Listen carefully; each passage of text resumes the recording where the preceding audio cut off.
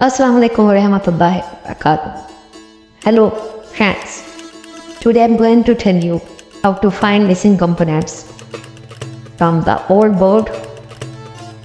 If you have missed any component while replacing any IC and don't know which value of that component, so with help of ZXW you can easily find that component from other boards.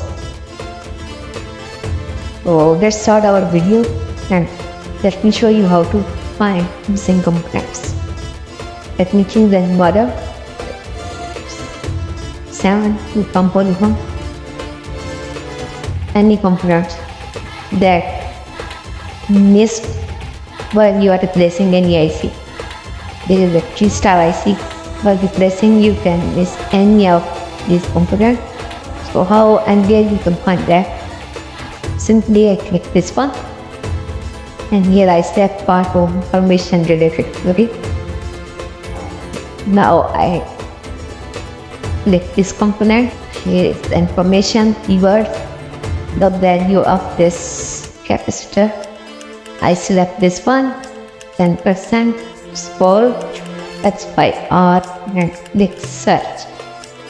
Here is the information where I can find the component. This is available in iPhone 6 Plus Polygon, iPhone 6s and iPhone 6 Plus. Let's suppose I have iPhone 6s, so let me go to find this component there, and software asks me to open 6s. OK. Now again click on this, and here you go and find this component, same value, same thing. You can replace this component with your missing component. So easy. Also, if this component already missing on your board, you can go to the next one. This will tell you here, and the next one. Again, all available same value component.